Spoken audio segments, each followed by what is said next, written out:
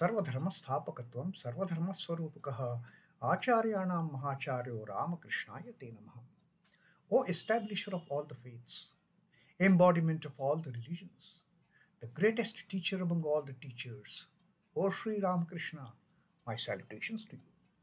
Namaste, Pranam. Sri Navadvip Goswami posing this question to Sri Ramakrishna. How to persuade our minds to renounce? How to force our mind to renounce? How to convince our minds that now is the time to renounce this worldly life? And Sri Ramakrishna's answer to that? Sri Ramakrishna says, you don't have to renounce everything.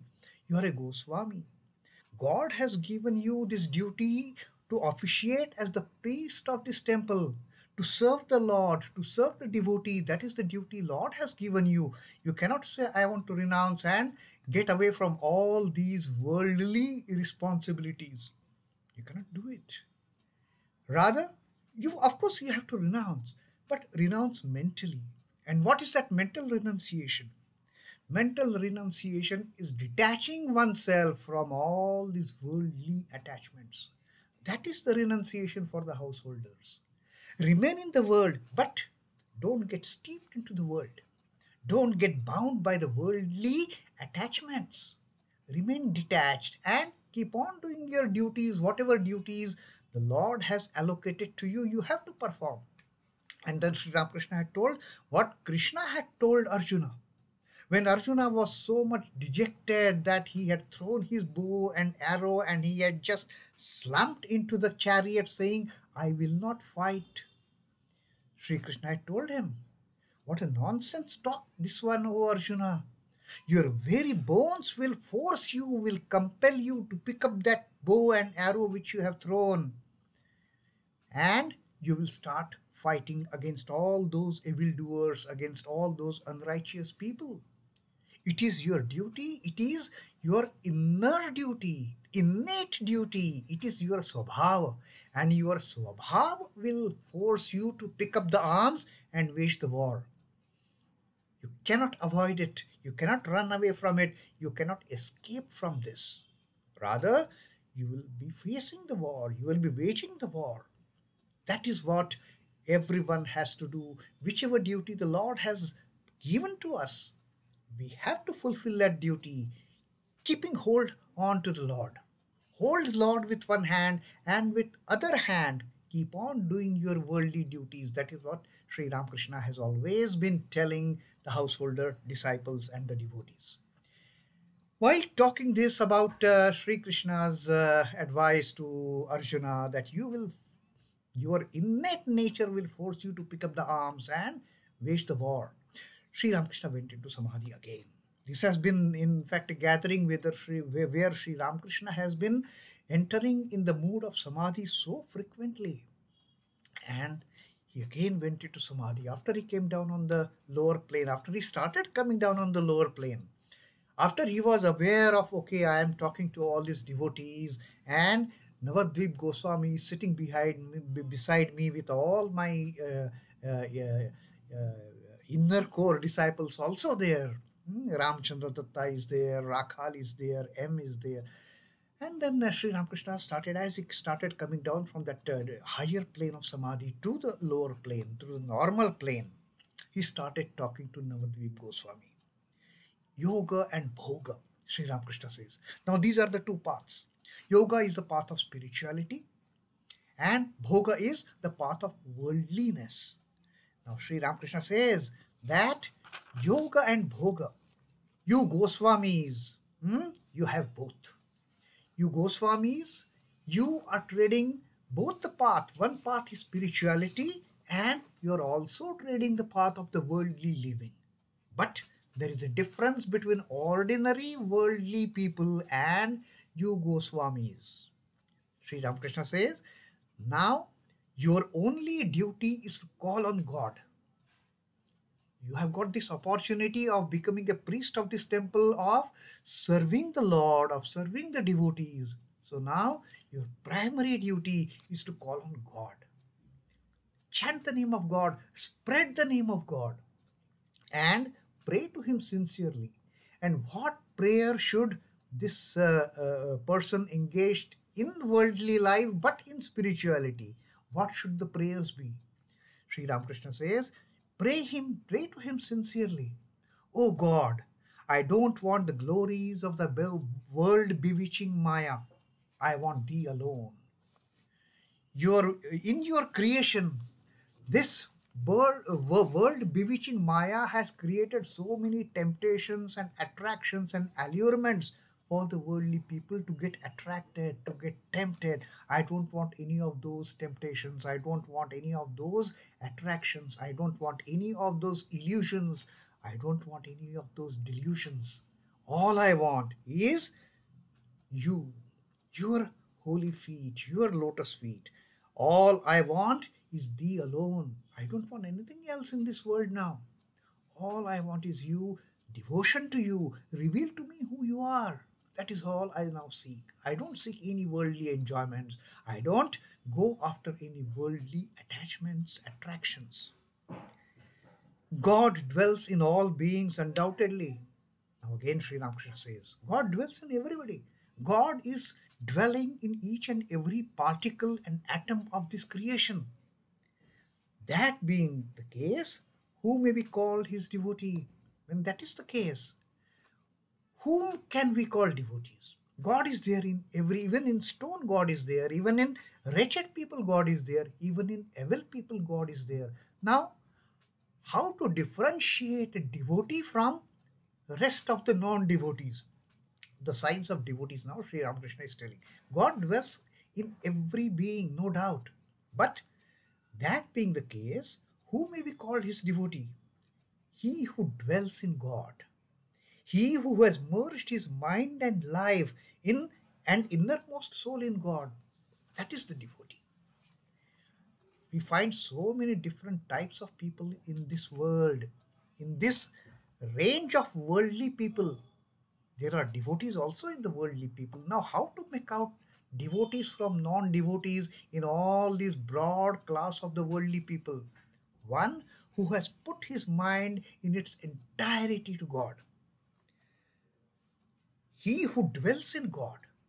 He who has merged his mind and life and innermost soul in God, who has made God his all in all. His life has no other objective, his life has no other aim, his life has no other goal but the lotus feet of the Lord. One who is such a person, that person is a devotee. One who has surrendered his everything at the lotus feet of the Lord. And then slowly, while talking this, Sri Ramakrishna came down on to the normal sense plane. Now referring to samadhi. Now, all the people surrounding Sri Ramakrishna, they were amazed. They were wondering to see this kind of sudden transformation from the normal worldly plane to the divine plane, and Sri Ramakrishna getting into that mode of samadhi. So Sri Ramakrishna is now explaining to all these people who are sitting over there, who are also participating in the festival of flattened rice. Referring to his samadhi, he said to Navadvip, some say that this state of mind is a disease. People who can't appreciate a person getting into the spiritual mood, into the deep spiritual mood, getting into the state of samadhi, getting into that state of prema. You know that bhava, mahabhava and prema, the three stages of bhakti that Sri Ramakrishna had told. Prema is nothing but samadhi. Prema is the devotee, the disciple, the individual becoming one with the deity. That is the prema bhakti. That is the state of samadhi, which Sri Chaitanya Deva also used to experience. Sri Ramakrishna is also experiencing. Now Sri Ramakrishna says, what is getting into that state like? Sri Ramakrishna says that here, some say that this state of mind is a disease. Some people call this a disease. Oh, it is some illness because of which he is getting into that trance. He is getting into that ecstasy. He is losing the sense of this worldly nature, this worldly life. He is going beyond that. That is a disease from the worldly perspective. Some people say this is a disease. But Now Sri Ramakrishna says, I say to them, how can one become unconscious by thinking of him whose consciousness has made the whole world conscious? You say I am getting unconscious because of this disease. How can one become unconscious thinking about whom? Who is nothing but the pure consciousness. Thinking about the one whose consciousness has made this whole creation conscious. We are conscious of ourselves, isn't it? I'm so and so. We are conscious of this fact. We are conscious of this fact that I'm so and so, I'm doing this, I'm doing that. But what makes us conscious of this? It is the consciousness of the Satchidananda Brahman. It is that ultimate knowledge, it is that ultimate awareness that is making us conscious of our existence, so to say.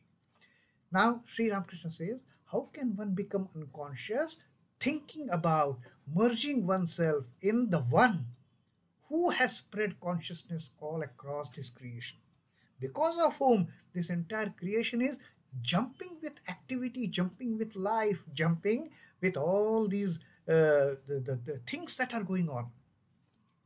And then this is how Sri Ramakrishna kind of concluded his talk with the devotees. And then Sri Mani Sen, who had invited Sri Ramakrishna and his disciples for this festival, he started distributing the gifts, and he started offering money to Sri Ramakrishna as an offering to the great spiritual giant.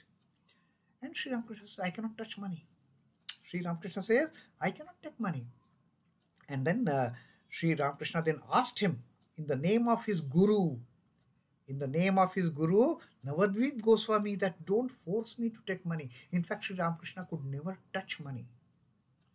And on this, let me share with you one instance that Swami Vivekananda, when he was Naren Datta, he wanted to test Sri Ramakrishna. He had heard from Sri Ramakrishna. He had heard from other close devotees, intimate devotees, disciples of Sri Ramakrishna, that he cannot touch money.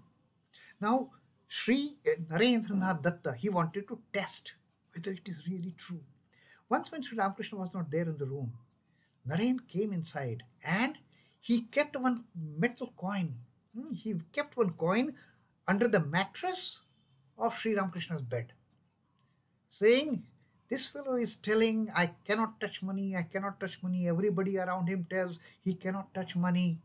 Let me see what happens when I am putting this coin under the mattress of his bed, and when he comes and sits on this mattress, let me see what happens. Sri Ramakrishna came inside the room from wherever he had gone, and the moment he sat on the bed, he just cried in pain. He cried in pain. The coin he had not touched directly itself. The coin was hiding under the mattress, and still coming near that coin, the coin being under his mattress, Sri Ramakrishna, as if he got a huge shock, and he just cried in pain as if some scorpion had bitten him. And seeing this reaction, of Sri Ramakrishna, then Naren, he felt ashamed in his heart. Oh my God, why I have done it? Why I have done it? I have put this great person, this saint, in such a great pain. It is all my fault. Now Sri Ramakrishna also came to know, and this is this fellow's mischief. It is his doing that he has done something. And then Sri Ramakrishna told Naren, don't feel bad about it. It is your right to test your guru. You must test your guru, whether your guru is truly all renouncing sadhu or not. You should test your guru, and that is what Sri Ramakrishna used to tell his disciples, his inner core disciples, his intimate disciples. You test me, and only when you are convinced of what all I'm saying is true, then you accept me as your guru, you accept me as your own. So that was the thing that regarding the money, why Sri Ramakrishna told Mani Sen that I am not going to take any money. Then he also asked him in the name of his guru not to pay him any money, not to pay me any money. Then Mani requested him again and again to accept the offering. Then Sri Ramakrishna asked M in a distressed voice whether he should take the money. Now Sri Ramakrishna at times he used to behave like a child. If somebody used to force him with a great force, she became like, then he asked M, should I take money? M said, no, you can't take money. And Sri Ramakrishna said, okay, I am not going to take in money. Then that person gave money to Rakhal, that you please buy something for Sri Ramakrishna, for all you disciples who have come with you. And then Sri Ramakrishna says, now I am relieved that I am out of this burden of accepting any money. Now it is Rakhal's responsibility. Let me not get into it. Whatever Rakhal wants to do, let him do whatever he wants to do with the money. I have definitely said to money that I will not accept the money. I feel free now. But Rakhal has accepted it. His is now the responsibility. Let him do whatever he wants to do with the money. I am free from this botheration totally. That is what Sri Ramakrishna told. Then Sri Ramakrishna took M as they were going, departing from that place. In that temple premises, there was a huge reservoir. There was a huge pond. And in that pond, they were rearing some fish. And they were all protected. They were all tamed fish. Fishing was not allowed in this pond. Nobody could put any net to catch the fish. The fish were freely swimming in that reservoir. And Sri Ramakrishna wanted to show something to Sri M. Now this is a very significant this happening has a great significance as far as Sri Ramakrishna's way of teaching his disciples. Now Sri M, during one of the first meetings when Sri Ramakrishna had asked him, you appreciate worshipping formless aspect of the God or God with form? And Sri M had told, I appreciate formless aspect. I appreciate the Nirguna Brahman rather than Saguna Brahman, the deities and the images. So Sri Ramakrishna knew his child's innate interest, his innate desire of worshipping the formless God. So he said to M, come, I will show you something. Now in that reservoir, they had tamed fish. That fish was never caught by using any net. Those fish were without any fear of getting caught in the net. They were freely swimming in that reservoir. So Sri Ramakrishna took Sri M over there. There were tame fish in the reservoir. Nobody harmed them. Visitors threw puffed rice and other bits of food into the water, and the big fish came in swarms to eat the food. They were all happily, merrily enjoying their fearless life in that reservoir. Nobody was going to harm them. Nobody was going to catch them. Nobody was going to kill them. It was a most fearless life. Life free from all sorts of fears that any fish can ever imagine to have. Fearlessly, the fish swam in the water and sported there joyously. Now this, Sri Ramakrishna wanted to point it out to Sri M. Coming to the reservoir, the master said to M, look at the fish. Meditating on the formless God is like swimming joyfully like these fish in the ocean of bliss and consciousness. See how fearlessly this fish, no fear, no worry, no illusion, no delusion, no attraction, no kind of problems at all. How joyously these fish are enjoying their swimming in this reservoir. This is what you do when you get into the meditation on the formless. When you get into the formless, think of this fish. How joyously they are swimming. Like this fish, you enter the ocean of the Satchidananda and you start swimming in the ocean of bliss and consciousness. No fears, no worries, nothing to be afraid of. Just get rid of all those notions from your mind. You are a fearless entity. You are the part of Satchitananda. Who is going to trouble you? What worry do you have? You're free from any fear. You're free from any worry. And that is how one meditates on the formless aspect of the God. One meditates on the Nirguna Brahman. And one enjoys this joyous swimming in the ocean of bliss and consciousness, which is nothing but Satchidananda Guru. So that is how Sri Ramakrishna, keeping in mind Sri M's interest of meditating on the formless aspect, he brought to him and showed him. Now, this lesson must have got imprinted on M's mind for the rest of his life. That how to dive deep into the meditation on the formless aspect of the God, like this fish. Become free from all the fear. Become free from all the worries.